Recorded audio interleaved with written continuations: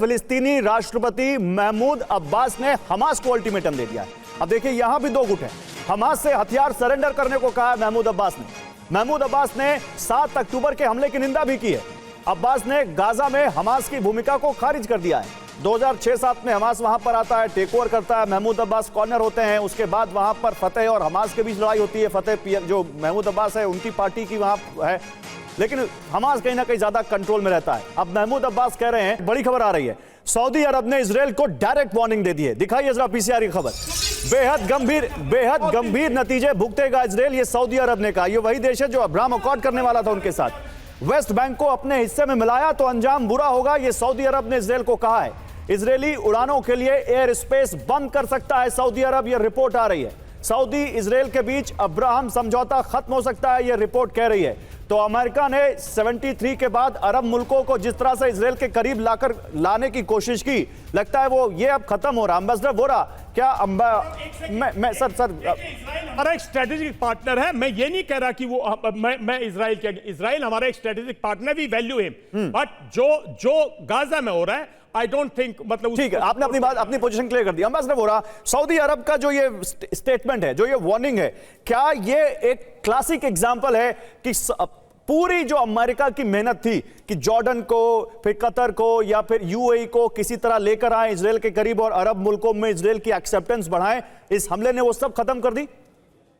Sir, ये बहुत अच्छी बात आपने कही है। दो अलग चीजें हैं। एक तो कुछ देशों ने इजराइल को मान्यता दी है, उनके साथ उनके डिप्लोमेटिक रिलेशंस एस्टैब्लिश हो गए। आपने अब्राहमिक अकॉर्ड्स की बात की, लेकिन जिन्होंने एस्टैब्लिश किए हैं रिलेशन, उन्होंने भी तो आलोचना की है ना सर। ये दो अलग चीजें हैं। अगर मेरे डिप्लोमेटिक संबंध है देश एक्स के साथ और एक्स कुछ बदमाशी करता है, मैं तो आलोचना करूंगा। तो ये देश वही कर रहे हैं, दोनों को कंफ्यूज ना करें डिप्लोमेसी में सर। डिप्लोमेटिक रिलेशंस अपनी जगह, असेसमेंट उसका एक्शन क्या होगा वो अपनी जगह है। मेरा अपना मानना है सर कि सारे ये जो अरब देश हैं, ये जानते हैं कि अगर एक इंडिपेंडेंट पैलेस्टाइन स्टेट आ गया, इन लोगों को बहुत तकलीफ होगी। इनके लिए ये अच्छा होगा किसी तरह से कोई ऐसा समझौता, ये कोशिश कर रहे हैं, ऐसा समझौता हो जाए कि इनके जो अस्तित्व है, इनकी एग्जिस्टेंस पे खतरा ना हो। ये जॉर्डन का एग्जांपल कोई नहीं भूला 1970 का, जब पैलेस्टीनियन ने जॉर्डन के शहंशाह से कहा था दफा हो जाए यहाँ से, अब ये हमारा देश है, आपने हमें पनाह दी, हम रहेंगे। तो ये सारी memories are very long in Jio politics.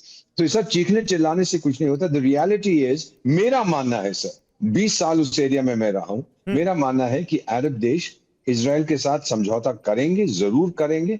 Trump साहब जो मर्जी कहें, और वो पैलेस्टीनियंस को भी समर्थन देंगे।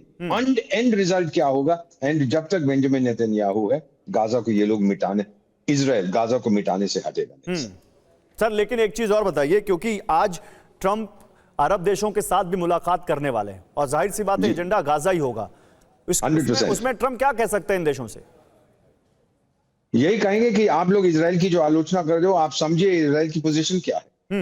आप मुझसे क्यों पंगा ले रहे हैं, इजराइल से क्यों पंगा ले रहे हैं? आप शांति से इसको देखिएगा, आप अग्रीमेंट करिए उनके साथ। जो अभी हमारी कांग्रेस लीडर डायलॉग और डिप्लोमेसी और ये सब चीजें नहीं चलती है इंटरनेशनल रिलेशन, कोई डायलॉग वायलॉग नहीं चलता है वहां।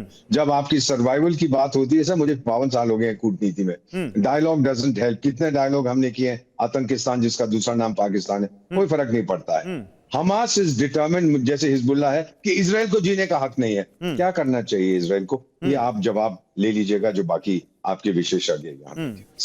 ठीक है, अब बताइए पूजा जी, अब क्या कहना है आपका?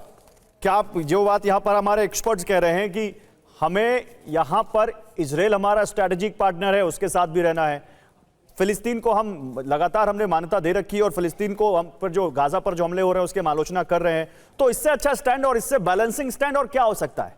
क्या हम अपने स्ट्रैटेजिक पार्टनर को इग्नोर कर दें और बिल्कुल एक दूसरे स्टेट के पक्ष में चले जाएं?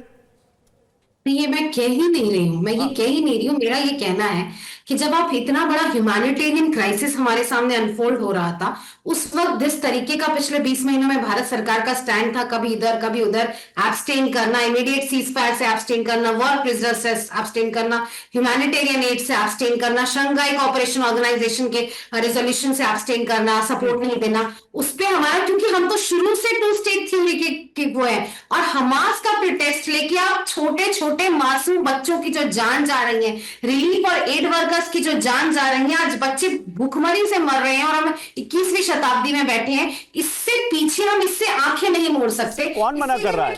उससे कौन मना कर रहा है? मैं तो आपको भारत सरकार का ऑफिशियल स्टैंड बता रहा हूं। मैं तो आपको भारत सरकार, अच्छा वो रणदीप जायसवाल जो एमईए के प्रवक्ता है उनका स्टैंड दिखा दीजिए यहां पर।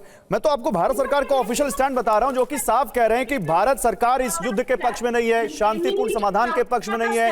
सुन लीजिए मैम आप बोल रही हैं, मेरी भी सुन लीजिए। भारत सरकार का ऑफिशियल स्टैंड है कि गाजा में जो ह्यूमैनिटेरियन क्राइसिस है वो तुरंत खत्म होनी चाहिए। देखिए हम दिखा रहे हैं गाजा में चल रहे संघर्ष पर हमारा रुख पहले से ही साफ है, आप देख लीजिए। देखा है गौरव जी, मैं इसको पढ़े और देखे भी ना नहीं आई शो पे, इसीलिए मैं कह रही हूँ कि देर है दुरुस्त है। मैं पैलेस्टीनियन के लोगों के साथ भी खड़ा होना चाहिए और इमीडिएट सीज फायर की बात करनी चाहिए। मैंने फिर से कहा कि छोटे छोटे मासूम बच्चों को करके कोई जंग नहीं जीती जाती, सबसे पहले ह्यूमैनिटेरियन। भारत सरकार की आप आलोचना क्यों कर रही हैं? गलत क्या किया उन्होंने? नहीं, ये एक सेकंड गौरव, एक सेकंड लगाऊंगा। जी बोलिए। ये सिर्फ ये बता दीजिए आप, ये जो एक्टिंग बोल रहे हैं, कौन सी एक्टिंग करिए? चलिए बताइए, आज कौन सी एक्टिंग हुई है, कल कौन सी? देखिए, देश एक्टिंग नहीं करते हैं, देश एक्ट करते हैं।